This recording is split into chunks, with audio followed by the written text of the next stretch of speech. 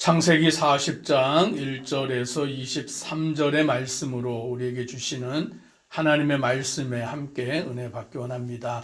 창세기 39장에서는 요셉이 바로의 신하 친위 대장 애굽 사람 보디발의 집에 이제 종으로 팔려가서 그 집에서 종살이를 할 때에 하나님의 은혜로 하나님께서 형통케 하심으로 그 주인에게 인정을 받아서 주인의 집의 모든 재산을 관리하는 그와 같은 자가 되었습니다.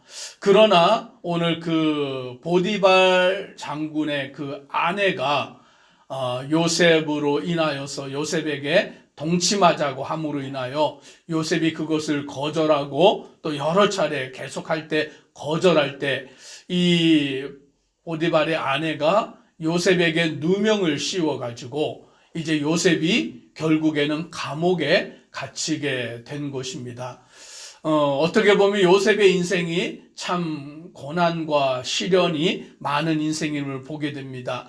그 형들의 미움을 받아서 종으로 팔려갔고 또 종으로 팔려갔을 때 그 주인에게 인정을 받았지만 주인의 아내에게 또 누명을 뒤집어 쓰게 되어서 감옥에 갇히게 된 것입니다. 오늘 이제 그가 감옥에 갇혀 있는 때에 오늘 또 하나님의 은혜로 그 감옥에서 또 중요한 그와 같은 일을 맡은 자가 되게 되었습니다. 오늘 근데 40장에 보니 그 감옥에 누가 들어오게 되었냐면 바로 왕의 술 맡은 관원과 떡 맡은 관원이 범죄함으로 감옥에 들어오게 되었습니다. 그런데 그 당시에 왕의 술을 맡고 왕의 떡을 맡는다라는 것은 굉장히 중요한 직책인 것이죠. 왜냐하면 그 음식은 왕의 생명과 직결되기 때문입니다. 혹여라도 왕을 암살할 목적으로 왕의 그 음식에 독을 탄다든지 어떠한 그와 같은 일을 행하면 왕이 병들어 죽을 수도 있는 일이기 때문에 왕의 음식, 그 술이나 그 떡을 맡은 관원은 매우 왕의 신임을 받는 신하들인 것입니다. 그런데 이 두 신하가 동시에 왕에게 범죄를 함으로 감옥에 들어오게 되었는데 어느 감옥에 들어오게 되었느냐? 요셉이 있는 감옥에 들어오게 된 거예요. 오늘 이것이 하나님의 역사인 줄 믿습니다. 오늘 요셉이 감옥에 갇혔는데 억울한 누명을 쓰고 감옥에 갇힌 거예요. 그런데 그 감옥에 하필이면 왕의 중요한 직책을 맡는 두 사람이 그때에 범죄함으로 인하여서 그 감옥에 갇히게 되었고 오늘 여기 말씀해 보니까 이렇게 말하여 주고 있습니다. 오늘 요셉으로 하여금 그들을 섬기게 하는 4절 말씀을 같이 함께 읽습니다. 친위 대장이 요셉에게 그들을 수종들게 하매 요셉이 그들을 섬겼더라. 그들이 갇힌 지 여러 날이라. 아멘. 요셉이 감옥에서 인정을 받다가 보니까 이 요셉이 그 왕의 술을 맡고 왕의 떡을 맡았던 관원들이 감옥에 왔을 때 그들을 희종들게 하는, 그들을 수종들게 하는 그와 같은 중요한 일을 맡게 된 거예요. 그러니까 이제 요셉이 그들을 수종들다 보니까 어떻게 되냐면 관계가 이루어지게 되는 거죠. 그들과 대화도 할 수 있게 되는 거죠. 사실 요셉이 그는 애굽 사람도 아니잖아요. 그리고 그는 히브리인으로서 노예가 되어서 애굽에 왔으니까 그의 신분은 말할 수 없이 낮은 신분입니다. 그런 요셉이 어떻게 왕의 술을 맡고 왕의 떡을 맡은 그 높은 관리들과 이야기를 할 수 있고 그들을 수종들을 수 있느냐? 그런데 오늘 그와 같은 일이 어디에서 일어났냐면 감옥에서 일어난 거예요.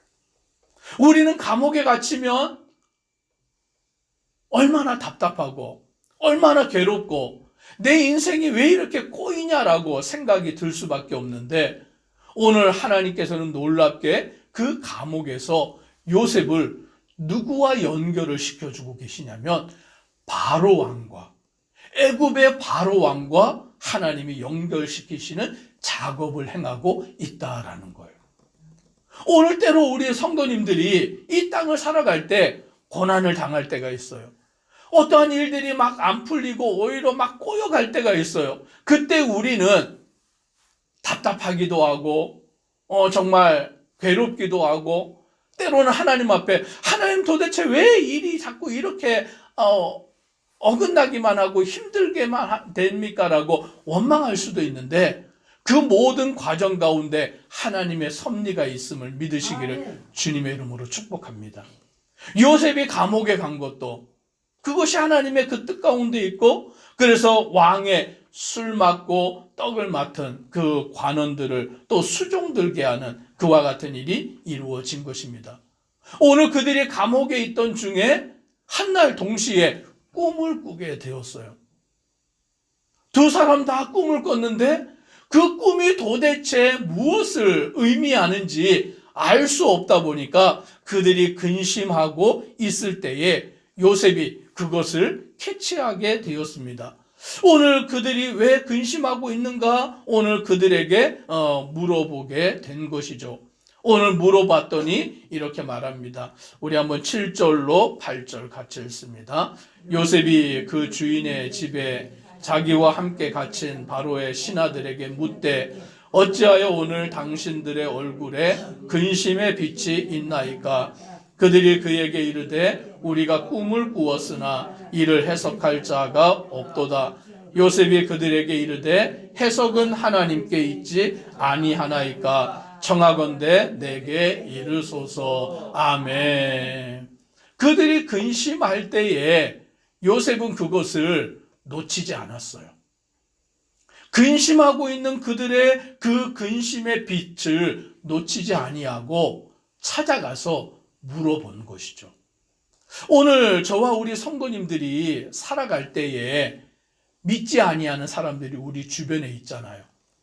혹 믿지 않은 가족도 있을 수 있고, 믿지 않는 친척이 있을 수 있고, 믿지 않는 이웃이 있을 수 있는데, 오늘 그들이 막 잘 될 때는 하나님을 찾지 않을 거예요.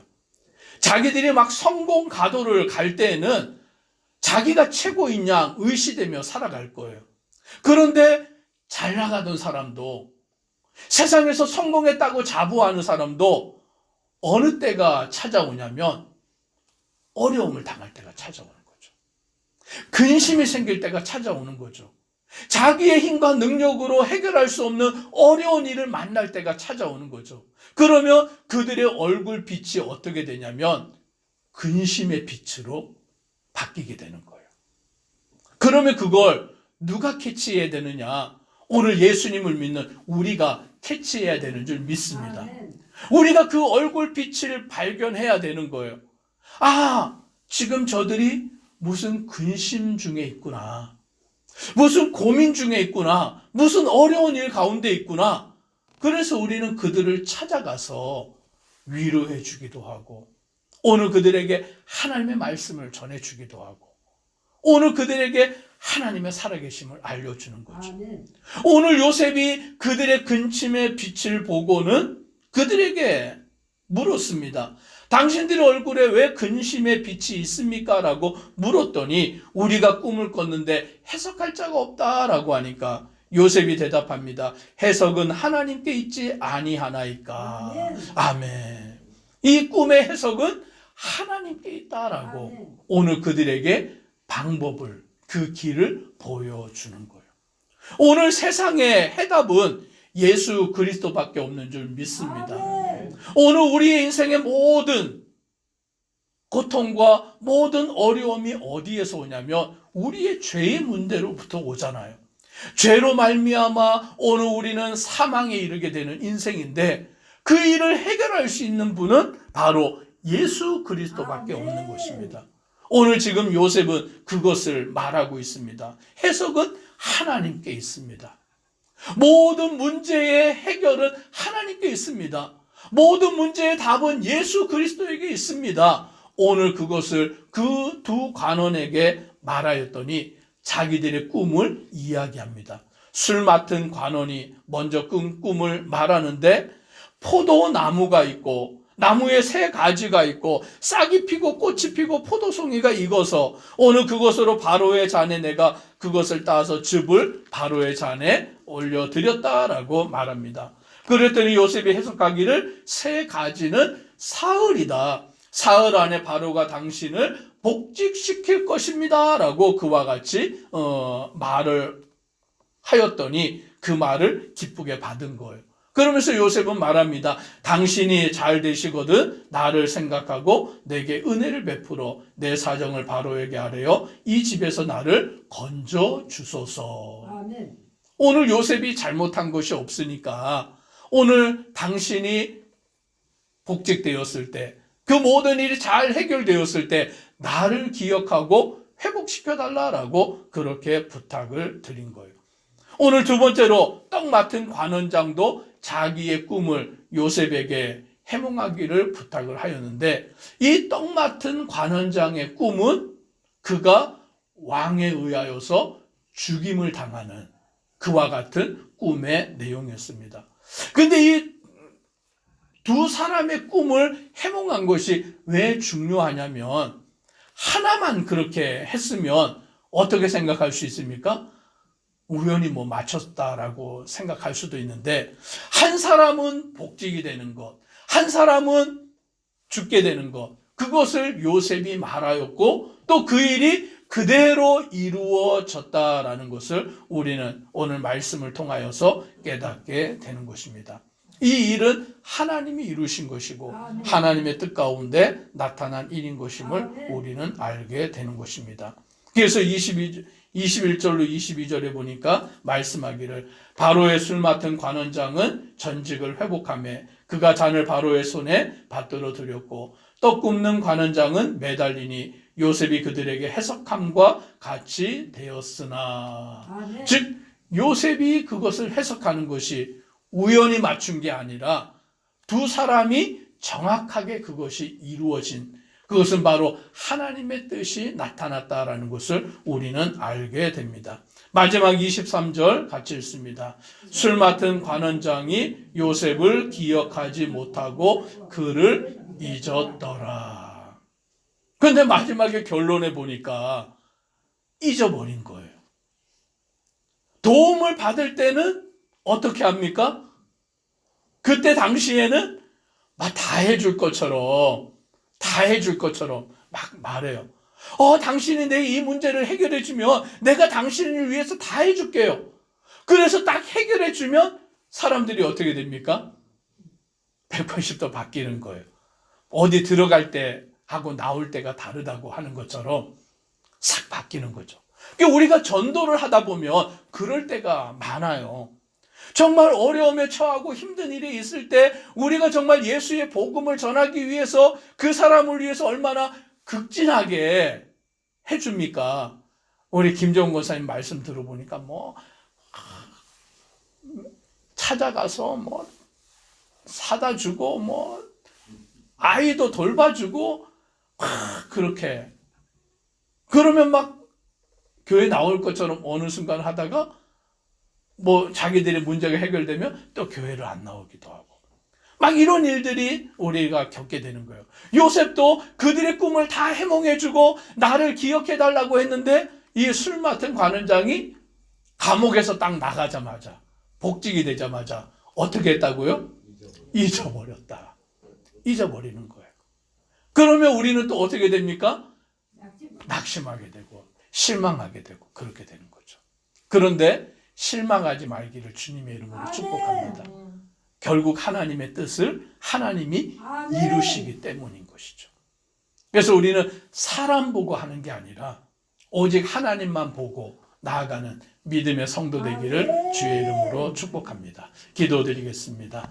사랑의 하나님, 오늘 요셉의 말씀을 통하여서 오늘 우리의 삶을 다시 돌아보게 하시고 하나님의 말씀과 하나님의 뜻 가운데 겸손히 나아가는 우리 믿음의 성도들 되도록 은혜 더하여 주시옵소서. 예수님 이름으로 기도드리옵나이다. 아멘.